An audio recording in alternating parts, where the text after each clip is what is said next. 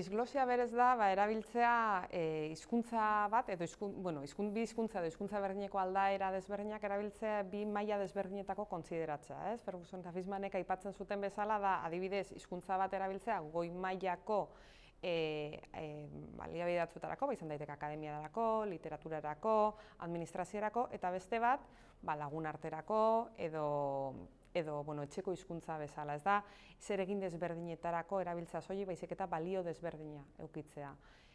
Disglosia zientifikoaren kasuan, hau zientziara eraman da, ikusten duguna da, ingelesa erabiltzen dela alde batetatik, goi mailako zientzia jardunerako, bai publikatzeko, baina baita ere goi mailako kongresu gehienak ingelesez dira, ingelesez eskatu behar dugu baita ere hainbat proiektutan eskaera ingelesez egin beharra dago, edo beraien emaitzak ingelesez publikatzeko eskatzen zaizkigu, eta bestelako hizkuntzak eta bereziki hizkuntza gutxituak euskara izan alden bezala erabiltzen dira, prestigio horik ez daukaten bestelako eginkizunetarako.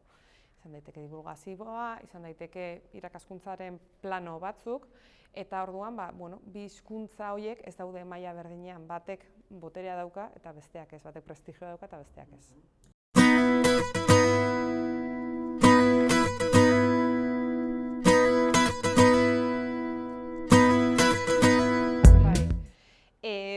Ez publikatzeko arrazoiak berezik ikusi dituguna da, badira hainbat kanpo arrazoi, ez?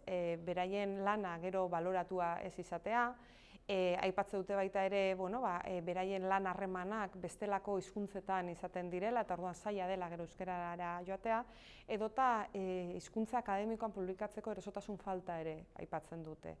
Berriz, publikatzeko arrazoiak askoz ere barne motivazioarekin lotura handiagoa daukatenak, ez? Aipatzen da, nolabait kontzientzia duen garrantzia bat, euskeraz eta argitalpen zientifikoak izataren garrantzia, horrela, euskal terminologia bat, euskal baliabide zientifikoak edukitzeko, baita ere militantzia, euskararen normalizaziorako eta euskararen zabalkunterako ezinbestekoa dela euskeraz idatzitako artikuluak edo bestelako produktuak edukitzea, eta baita ere, gure kasuan, giza eta gizarte zientzietako ikerlariak zirenez, asko aipatzen zuten baita ere, beraien gai propioa garrantzitsua zela gai horiek euskeraz izatea, Euskal Herriarekin zeukaten gaiak berak zeukan lotura gaitik.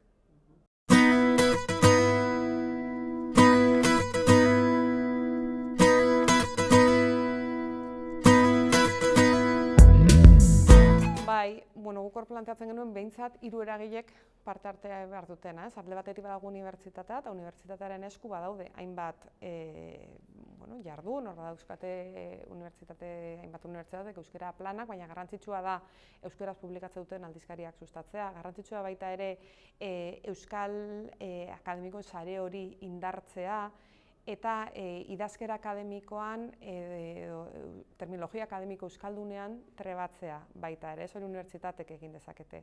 Gero hor badago beste zutabe bat, izango liratekeela politikaria, gobernariak eta bereziki kalitate agentziekin lotuta, eta ze euskara plan hartzen den, eta bereziki nola ikertzaileoi baloratu ahal zaigun baita ere euskeraz publikatutako egiten ditugun ekarpenak. Momentu honetan, Unibasq edo Aneka bezalako agentziek gitxi edo ezebez ez dituztenak publikatzen, eta hor proposatzen genuen Diversity Linguistic Index bezalako proposamenak, Likofek proposatu zuen, eta hor esaten dutena da, zergaitik ez euskeraz, JCR aldizkari batean publikatu den artikulu bat, gehiago ponderazio bat eskaintzen zaion bezala, zergaitik euskeraz publikatutakoi behintzat agentzia propioetan edo koofizial den hizkuntzatan dauden agentzietan, Unibasq eta Anekan ez zaie eskaintzen ponderazio bat euskeraz publikatu izanagaitik. Hor garrantzitsua eta hirugarrena, komunitate zientifikoa ez. Komunitate zientifikoak badaukagu hor ere lana, sare bat osatzeko, gure barne motivazioak indartzeko, lantzeko, eta baita ere, mentoretzak sortzeko, feedback sortzeko, aditu talde bat sortzeko, eta guk ere hor badaukagu, saretze horretan indarra egin beharra.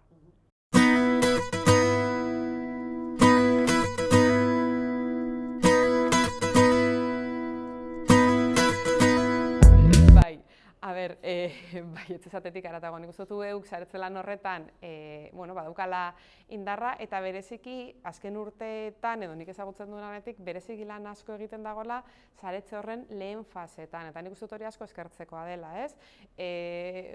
Barruan, Uztaro bezalako aldizkariek adibidez, euskeraz argitaratutako tesiei ematen dioten lekua. Txiotesia, zer esanik ere ez, hor sortzen da,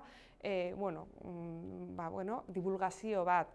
Baita ere ikergazte bezalako kongresuak, ez? Azken finean, hor euskeraz argitaratzeko, publikatzeko eta plazaratzeko lehenengo aukera bat izango da hainbat ikerlarirentzat, eta gainera sare bat sortzen da. Eta oso garrantzitsua den ustez, sare hori gainera interdisciplinarra izatea. Ikusteko, zu gizarte zientzietan dauzkasun arazo soziolinguistiko berdinak eduki ditzakela fisikari batek, ez? Eta nik uste dut hortik ateratzen den ekarpena oso probetxuzkoa dela.